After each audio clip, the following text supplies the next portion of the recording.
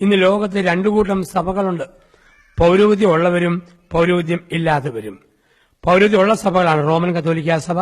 അതിൽ നമുക്ക് പരിചയമുള്ള 3 രീതികൾ: മലബാർ, മലങ്കര, ലത്തീൻ രീതികൾ.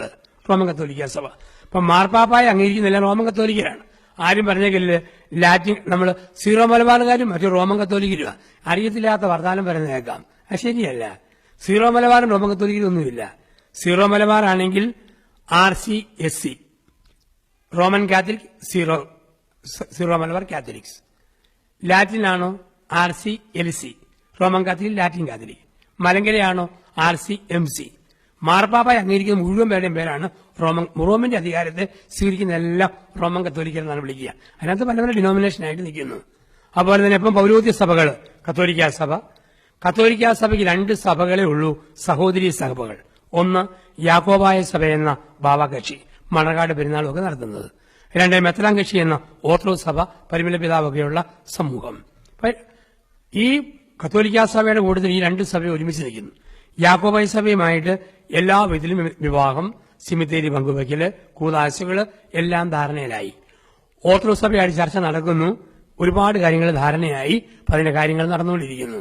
അപ്പൊ ഇങ്ങനെയുള്ള സഭകളുടെ പ്രത്യേകത, മാതാവിനെ വണങ്ങും, പരിശുദ്ധ അമ്മയെ വണങ്ങുന്ന സഭകളാണ്. അതാണ് അപ്പസ്തോലിക സഭകൾ. അപ്പസ്തോലിക പാരമ്പര്യം വിട്ടവരാണ് മാതാവിനെ വണങ്ങാത്തവര്. ഇപ്പൊ പരിശുദ്ധ അമ്മയെ വണങ്ങുന്നു. ഈ സഭ അതോടെ തന്നെ കത്തോലിക്ക സഭയുമായി കൂട്ടായ്മയിലല്ലെങ്കിലും പൗരോഹിത്യ സഭകളാണ്.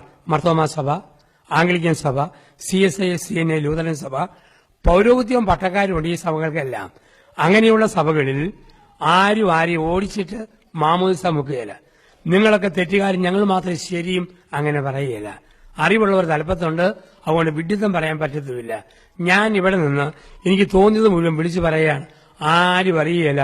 ഇംഗ്ലണ്ടിന്റെ ഒരു ഉൾപ്രദേശം എന്നോർത്ത് തോന്നുന്നതൊക്കെ പറഞ്ഞാൽ അധികം താമസിയാതെ വാർത്ത കാക്കനാട് ഹെഡ് ഓഫീസിലെത്തുകയും ഒട്ടും താമസിയാതെ എന്റെ ധ്യാനത്തിന്റെ അന്ത്യം ആസന്നമാവുകയും ചെയ്യും. കാരണം വിവരമുള്ളവർ തലപ്പത്തുണ്ട്. ഏത് പഞ്ഞവാദിക്കും സഭ ആരംഭിക്കാം. 2 പരമ്പും ഒരു ഓലമടലും ഉണ്ടാൽ മതി. ഏതവനും സഭയാണ് നാട്ടില്. പിന്നെ ഇടയ്ക്കിടയിൽ നിങ്ങളോട് വന്ന് എന്തെങ്കിലും പിരിച്ചുകൊണ്ട് പോയാൽ അവന്റെയും വെപ്പണത്തിനും വൈദ്യപ്പഴുപ്പ് നടക്കും. അങ്ങനെയുള്ള സഭകൾ നാട്ടിൽ ധാരാളമുണ്ട്. അപ്പൊ ഇങ്ങനെ വരുന്ന പല അവന്മാരുടെയും നാട്ടിലെ അഡ്രസ് അറിയണമെങ്കിൽ അയൽക്കാരോട് ചോദിക്കണം. എന്നിട്ടേ അവരൊക്കെ വിശ്വസിക്കാവൂ. അത് മാത്രമേ എനിക്ക് പറയാനുള്ളൂ. ഇങ്ങനെയുള്ള സഭകൾ ധാരാളമുണ്ട്. ചില ആൾക്കാർ എല്ലാ സഭക്കാരുടെയും പ്രാർത്ഥനയ്ക്ക് പോവും. അവർ പോകാത്തത് 3 സഭകളേ ഉള്ളൂ. ബാക്കി എല്ലാ സഭയുടെയും പ്രാർത്ഥനയ്ക്ക് പോവും. അവർ പോകാത്ത സഭകൾ രാജ്യസഭ, നിയമസഭ, ലോകസഭ. ബാക്കി എല്ലാത്തിനും കൊട്ടും പാട്ടും ബഹളമായിട്ട് പോകും. അപ്പസ്തോലിക പാരമ്പര്യമുള്ള സഭകളിൽ കണ്ട് അവരുടെ ഇവരുടെയും കൂടെ പ്രാർത്ഥിക്കാൻ പോകരുത്. നമുക്കൊരു പാരമ്പര്യമുണ്ട്. പരിശുദ്ധ അമ്മയെ വണങ്ങാത്തവരുമായിട്ടുള്ള പ്രാർത്ഥനകൾ സഭയുടെ മക്കൾക്ക് നിശ്ചിതമാണ്. സഭയുടെ പ്രബോധനമാണ്. ആരും തെറ്റുകാരായിട്ടല്ല. പക്ഷെ മാതാവിനെ സ്വീകരിക്കാത്തവരുടെ നമുക്ക് പ്രാർത്ഥനയില്ല. അപ്പസ്തോലിക പാരമ്പര്യത്തിന്റെ ഒരു ഭാഗമാണിത്. അപ്പസ്തോലന്മാര് പഠിപ്പിച്ച 4 കാര്യങ്ങൾ, അതിനോടുള്ള വിശ്വസ്തതയാണ് ഏറ്റവും പ്രധാനപ്പെട്ടത്. എന്താണ് സൈഹിക പാരമ്പര്യം? 4 കാര്യങ്ങളാണ് ശ്ലീഹന്മാര് നമ്മളെ പഠിപ്പിച്ചത്. 1 വിശ്വാസം, 2 സുവിശേഷം, 3 ധാർമ്മികത, 4 പാരമ്പര്യം. ഇത് 4ലുമാണ് ഒരു സഭ നിൽക്കുക. 1 വിശ്വാസം. കേരള സഭയ്ക്ക് അഭിമാനിക്കാം. ഇവിടെ ആകുമ്പോഴും വിശ്വാസം. ഞാൻ ഓർക്കുകയായിരുന്നു, നിങ്ങളുടെ വിശ്വാസ താല്പര്യം കൊണ്ട് ഞാൻ ന്യൂസിലൻഡിലെ ഹാമിൽട്ടണിൽ ധ്യാനിപ്പിക്കുമ്പോൾ അവിടുത്തെ ബിഷപ്പ് പറഞ്ഞു, നിങ്ങളുടെ കുട്ടികൾ ഇംഗ്ലണ്ടിൽ നിന്ന് മറ്റും ഇവിടെ വന്ന് തുടങ്ങിക്കഴിഞ്ഞപ്പോൾ പള്ളിയിൽ ആളുകൂടി. അത് കണ്ടപ്പം ഞങ്ങളുടെ ആൾക്കാർക്കും തോന്നി പള്ളിയിൽ കൂടിയാൽ കൊള്ളാം, നമ്മൾ സാക്ഷ്യമായിട്ട് മാറുന്നു. ഷെഫീൽഡിൽ ബിഷപ്പ് കഴിഞ്ഞ ആഴ്ച ഞാൻ ധ്യാനിപ്പിക്കുമ്പോൾ അവിടെ അറിയിക്കുന്നു, മലയാളി കുട്ടികൾ വേദപാഠം പഠിക്കുന്ന കൂട്ടത്തിൽ അവിടുത്തെ ഇംഗ്ലീഷ് കുട്ടികളെയും കൂടെ ചേർത്ത് പഠിപ്പിക്കണം. ഇപ്പൊ മാറ്റങ്ങൾ വന്നുകൊണ്ടിരിക്കുന്നു. 2 സുവിശേഷം. ലോകത്തെങ്ങുമുള്ള 4 സുവിശേഷങ്ങൾ. നമുക്ക് ഒരു മായവും ഇല്ലാതെ ആ സുവിശേഷം നമ്മളിലുണ്ട്. വിശ്വാസം, സുവിശേഷം.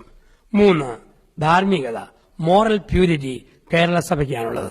അതുകൊണ്ടാണ് ഏറ്റവും കൂടുതൽ അച്ഛന്മാരുണ്ടാകുന്നത് കേരള സഭയിൽ നിന്നാണ്. ഏറ്റവും കൂടുതൽ സിറ്റുവേഷൻ ഉണ്ടാകുന്നത് കേരള സഭയിൽ നിന്നാണ്. ഇന്ന് അച്ഛന്മാരില്ലാത്ത രാജ്യങ്ങളിലൊക്കെ പണ്ട് ഇവരൊക്കെ അവിടെ വന്ന് നമ്മളെ പഠിപ്പിച്ചെങ്കിൽ നമ്മൾ വന്ന് ഇന്ന് പഠിപ്പിക്കേണ്ട അവസ്ഥകളിൽ കേരളത്തിലെ വൈദികർ ലോകം മുഴുവൻ പടരുന്നു. ധാർമ്മികത. 4 പാരമ്പര്യം. പാരമ്പര്യം വളരെ പ്രധാനപ്പെട്ടതാണ്. സുവിശേഷത്തിനാണോ പാരമ്പര്യത്തിനാണോ 1ാം സ്ഥാനം? ചില ആൾക്കാരും മറ്റും പറയും, സുവിശേഷത്തിൽ പറഞ്ഞിട്ടില്ലല്ലോ, ബൈബിളിൽ പറഞ്ഞിട്ടില്ലല്ലോ. പറയേണ്ട. ബൈബിളിനേക്കാൾ പ്രാധാന്യം പാരമ്പര്യത്തിനാണ്. ബൈബിളിന് 2ാം സ്ഥാനമേ ഉള്ളൂ, 1ാം സ്ഥാനം സഭയ്ക്കാണ്. കാരണം ചരിത്രം നമ്മൾ പഠിക്കണം. ഈശോയും സഭയും AD 33 പക്ഷേ ന്യൂ ടെസ്റ്റമെന്റ് എഴുതപ്പെട്ടത് AD 60 ശേഷമാണ്. 30 വർഷം സഭയെ നിർത്തിയത് പാരമ്പര്യമാണ്. തോമാസിക AD 52 ഇന്ത്യയിൽ വന്നപ്പം ഒരു സുവിശേഷം എഴുതപ്പെട്ടിട്ടില്ല. ആദ്യ സുവിശേഷം AD 65 മർക്കോസ് എഴുതി. AD 61 പൗലോസ് അപ്പോസ്തലൻ തെസ്സലോനിക്കയിലെ സഭയ്ക്ക് ലേഖനം എഴുതി. അപ്പോൾ ഈശോയുടെ ഉത്ഥാനത്തിന് ശേഷം 30 വർഷം സഭ നിന്നത് ഒരു സുവിശേഷത്തിൽ വരുന്നിയല്ല, പാരമ്പര്യത്തിലാണ്. അപ്പോൾ നമുക്ക് പാരമ്പര്യം വളരെ പ്രധാനപ്പെട്ടതാണ്. ചില കാര്യം ബൈബിളിൽ വേണ്ട, പാരമ്പര്യത്തിൽ ഉണ്ടായാൽ മതി. എല്ലാ കാര്യവും ബൈബിളിൽ എഴുതിയിട്ടില്ലല്ലോ. യേശുവിന്റെ കുരിശുമരണം കഴിഞ്ഞ് 30 വർഷം കഴിഞ്ഞ് എഴുതിയതാണെന്ന് വരിയിൽ എന്തെല്ലാം മറന്നുപോയിട്ടുണ്ട്. 30 വർഷം മുമ്പ് എന്തെല്ലാം കാര്യം മറന്നു ഇപ്പം നമ്മൾ അതുപോലെ മറന്നുപോയിട്ടുണ്ട്. അവിടെ യോഹന്നാൻ കുറിച്ച് വെച്ചത് കർത്താവ് പ്രവർത്തിച്ചത് മുഴുവൻ എഴുതണമെങ്കിൽ ബൈബിളിൽ തന്നെ തികയുകയല്ല. അവൻ രക്ഷകനാണെന്നുള്ളത് കാണിക്കാനുള്ളത് മാത്രമേ എഴുതിയിട്ടുള്ളൂ. ഈശോ മിശിഹായ്ക്ക് സ്തുതിയായിരിക്കണം ചെല്ലണമെന്ന് ഒരു മത്തായിയും പഠിപ്പിച്ചിട്ടില്ല. അത് പാരമ്പര്യം.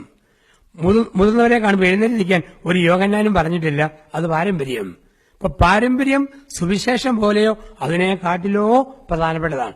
ഇത് 4 കൂടെ ചേർന്നതാണ് അപ്പസ്തോലിക പാരമ്പര്യം, സഭ. അങ്ങനെയുള്ള അതിന്റെ ഭാഗമാണ് അപ്പസ്തോലിക പാരമ്പര്യത്തിന്റെ ഭാഗമാണ്. ഈശോ കഴിഞ്ഞാൽ പിന്നെ മാതാവിനെ വണങ്ങും. ചിലർ പറയും കത്തോലിക്ക സഭ മാതാവിനെ ആരാധിക്കും. അത് ശരിയല്ല.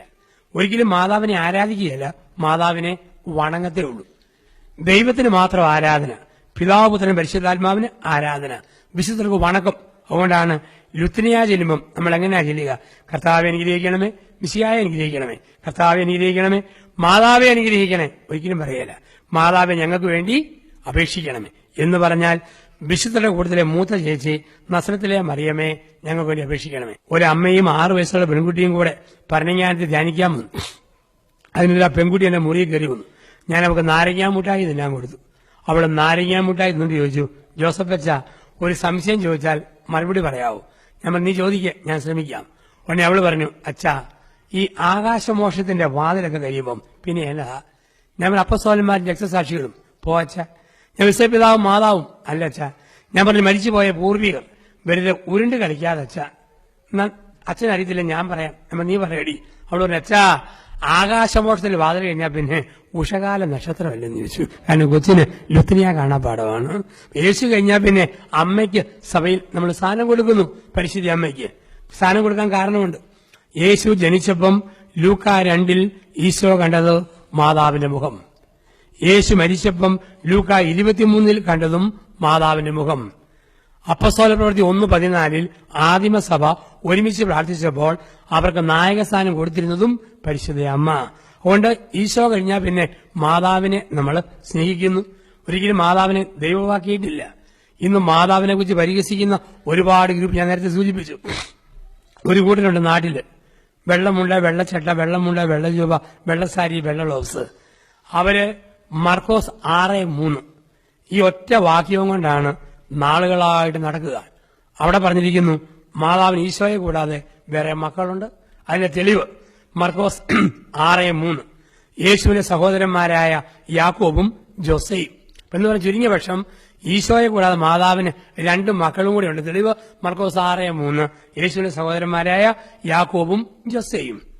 പാലായിൽ ഒരു ചേട്ടന്റെ വീട്ടിൽ ഈ കൂട്ടർ വന്നു. ചേട്ടനെ കത്തോലിക്ക സഭ വഞ്ചിച്ചിരിക്കുന്നു. അതെന്താ? മാതാവിന് യേശു മാത്രം മകനെന്നല്ല പറഞ്ഞത്, അല്ല, ചുരുങ്ങിയ വർഷം മറിയ 3 പ്രസവിച്ചു. തെളിവ് മർക്കോസ് 6:3. ഇവിടെ പറച്ചിന് ഒരു പ്രത്യേക വിറയും ഒരു രീതിയൊക്കെ ഉണ്ട്. നമ്മൾ പറയും മർക്കോസിന്റെ സുവിശേഷം 6-ാം അധ്യായത്തിൽ 3-ാം വാക്യത്തിൽ പറയുന്ന പോലെ, യോഹന്നാൻ 5-ാം അധ്യായം 10-ാം വാക്യത്തിൽ പറയുന്ന പോലെ ഇവർക്ക് ഈ ക്ഷമയില്ല. ഇവർ വെടിവെക്കുന്ന പോലെ പറയുള്ളൂ. മത്തായിയുടെ 5:3, മർക്കോസിന്റെ 6:3, ലൂക്കാട് 8:10. ഇങ്ങനെ വന്ന് പാലാക്കാരൻ ചേട്ടനോട് പറഞ്ഞു കത്തോലിക്ക സഭ ചേട്ടനെ വഞ്ചിച്ചിരിക്കുന്നു. തെളിവ് മർക്കോസിന്റെ 6:3 യേശുവിന്റെ സഹോദരന്മാരായ യാക്കോബും ജോസയും. പാലാക്കാരൻ ചേട്ടൻ അറിയാവുന്ന ബൈബിൾ മുഴുവൻ പറഞ്ഞു, നമസ്കാരം മൊത്തം പറഞ്ഞ് ഏൽപ്പിച്ചു. പക്ഷെ മറിയം 3 പ്രസവിച്ചെന്ന് സമ്മതിക്കാതെ ഈ ഗൈനക്കോളജിസ്റ്റുകൾ ഇറങ്ങിപ്പോകത്തില്ല. പാലാക്കാരൻ ചേട്ടൻ മടുത്തിട്ട് തന്റെ തനി രൂപം പുറത്തെടുത്തു, തലയെ കെട്ട് മുറുക്കി കെട്ടി, മുണ്ട് പൊക്കി കൂത്തി എന്ന് പറഞ്ഞു, എഴുന്നേക്കടാന്ന്. എടാ, മറിയം 3 അല്ല 300 പ്രസവിച്ചാലും നിന്റെ അപ്പന്റെ വീട്ടിൽ നിന്നല്ലല്ലോ ചെലവിന് കൊടുക്കുന്നത്. അഡ്രസ് ഉള്ളവന് അന്തസ്സിന്റെ ഭാഷ, കുറ്റി പറഞ്ഞവനോട് അവന്റെ ഭാഷ. ആ ഭാഷയെ വേണമെങ്കിലുള്ള വർഗ്ഗങ്ങളെ നേരിടാൻ. അതേസമയത്ത് അല്പം പഠിത്തമൊക്കെ ഉള്ളവരാണെങ്കിൽ അവരോട് പറയേണ്ടത് മർക്കോസ് 15-ാം അധ്യായം വായിക്കാൻ പറയണം. പിന്നെ ഈ പൊട്ടത്തരങ്ങൾ പറയുകയില്ല. കാരണം മർക്കോസ് 15 പറയുന്നു, യേശുവിനെ തറച്ച കുരിശിന് ചുവട്ടിൽ അവന്റെ സഹോദരനായ യാക്കോബിന്റെ അമ്മയായ സലോമിയും ജോസയുടെ അമ്മയായ മറ്റേ മറിയവും നിന്നിരുന്നു. മാതാവിന്റെ ചേടത്തിയനിയത്തിമാരുടെ മക്കളാണ് യാക്കോബ് ജോസെ എന്ന് മർക്കോസ് 15 അതിന്റെ ഉത്തരവും കൊടുത്തിട്ടുണ്ട്. അറിവുള്ളവരുടെ ആ ഉത്തരം, അല്ലെങ്കിൽ പാലാക്കാരൻ ചേട്ടന്റെ ഉത്തരം, ഇതാണ് ആവശ്യം എന്ന് പറയുക. അപ്പൊ സഭയിൽ നമ്മൾ പരിശുദ്ധ അമ്മയെ വണങ്ങുന്നു.